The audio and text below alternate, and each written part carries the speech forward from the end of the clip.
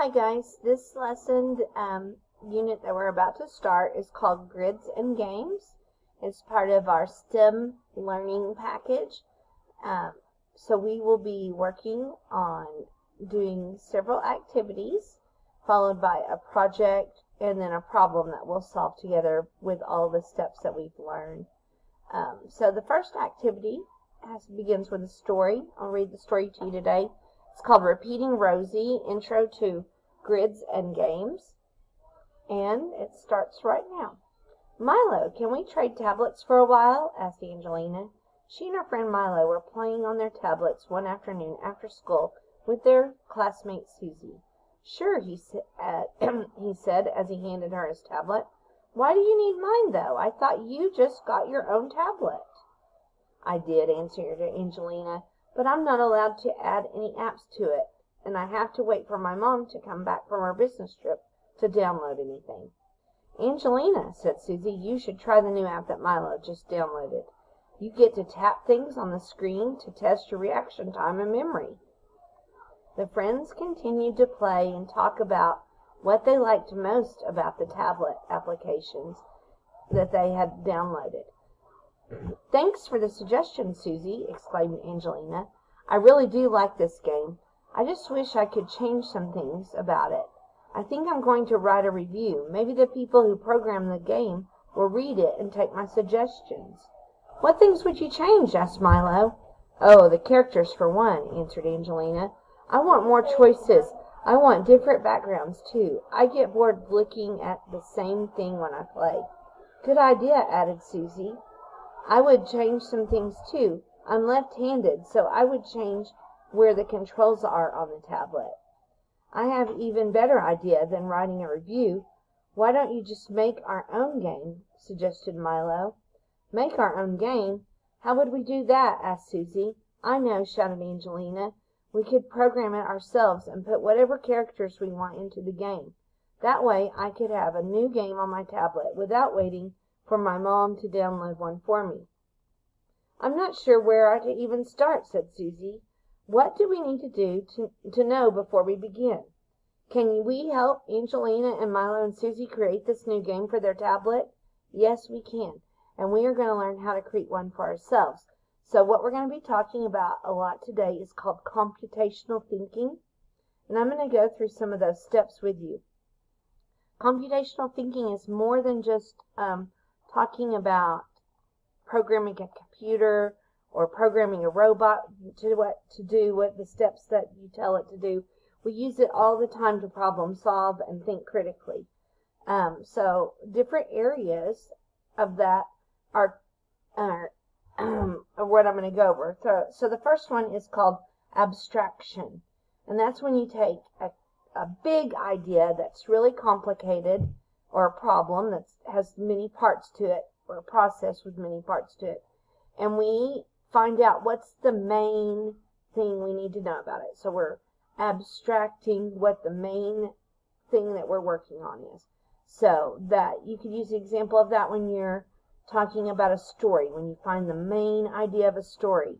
Or if you're doing math and you are solving a word problem, you might have to find through the words what is the main part of the problem that you need to solve. Or if you're playing a game that has lots of steps, what is the main thing you need to do to accomplish the task? That's abstraction. The next is called algorithmic thinking. We've talked about that a lot when we talk about the step-by-step instructions that we give computers or robots to make sure they complete a task. And that's what it is. It's a sequence of steps to solve a problem.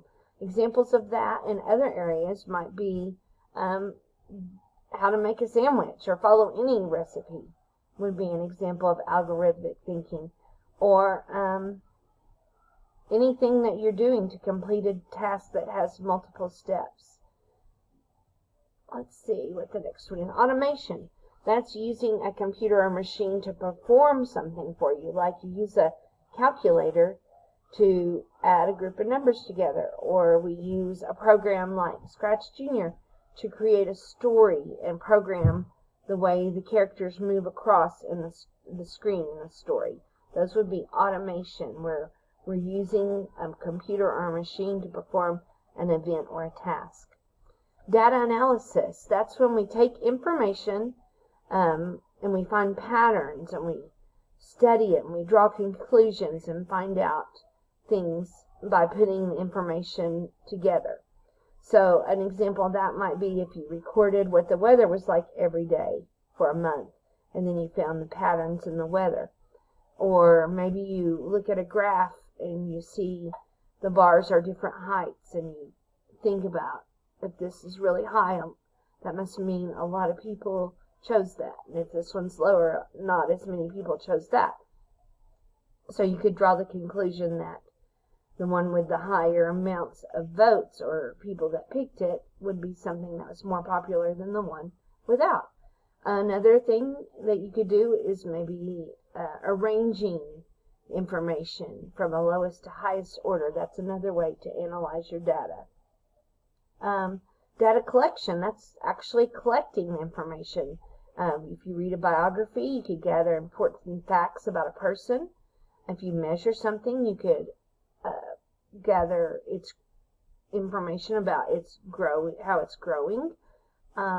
If you take a poll of class members, you could find out favorite things and how many people like this thing and how many people like a different kind of thing that you could take. That's just ways to collect your information, data collection.